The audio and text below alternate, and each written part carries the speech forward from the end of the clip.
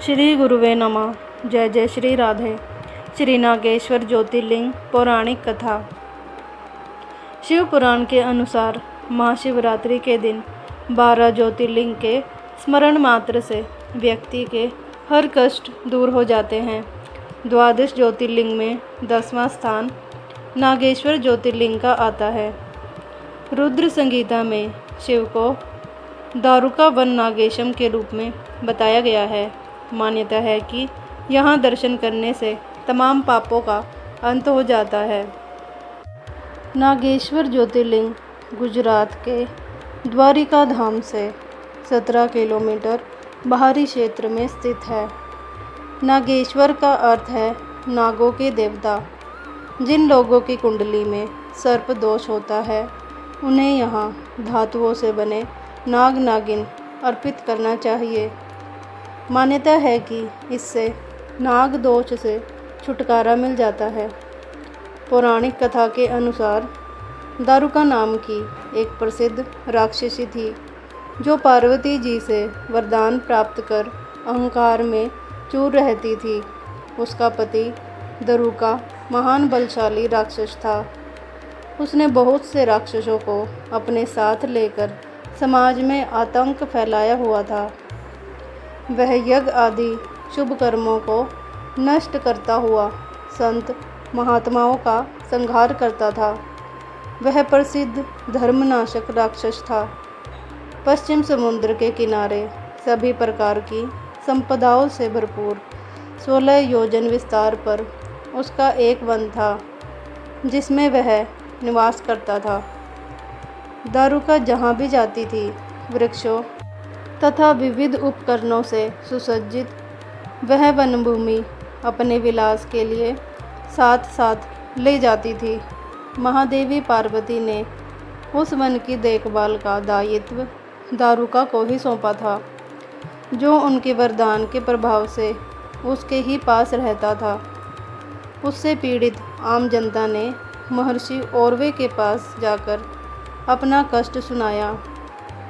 शरणागतों की रक्षा का धर्म पालन करते हुए महर्षि औरवे ने राक्षसों को शाप दे दिया। उन्होंने कहा कि जो राक्षस इस पृथ्वी पर प्राणियों की हिंसा और यज्ञों का विनाश करेगा उसी समय वह अपने प्राणों से हाथ धो बैठेगा।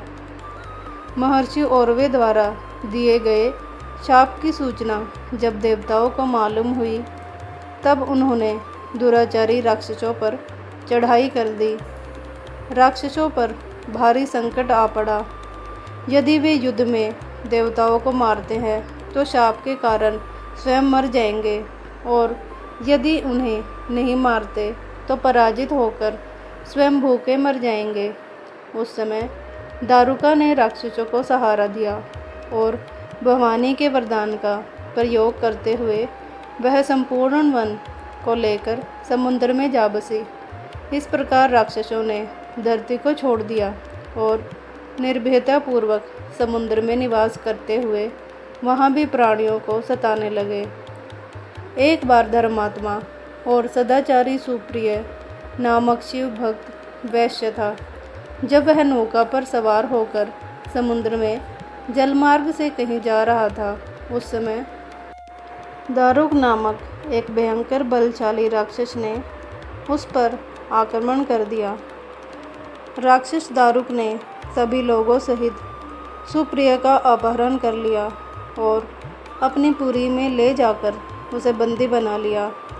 चूँकि सुप्रिया शिवजी का अनन्य भक्त थे इसलिए वह हमेशा शिवजी की आराधना में तन्मय से लगे रहते थे।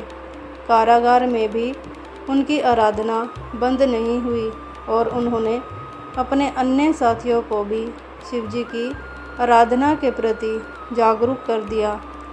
वे सभी शिवभक्त बन गए।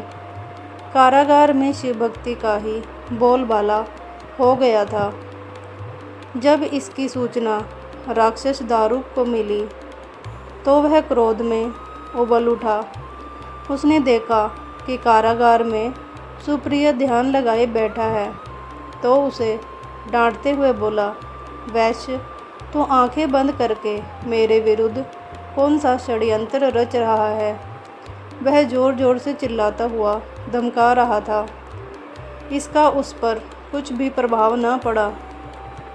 घमंडी राक्षस दारुक ने अपने अनुचरों को आदेश दिया कि इस शिव भक्त को मार डालो। अपनी हत्या के भय से भी सुप्रिय डरे नहीं और वह बेहारी संकट मोचक भगवान शिव को पुकारने में ही लगे रहे। देव, आप ही हमारे सर्वस्व हैं, आप ही मेरे जीवन और प्राण हैं।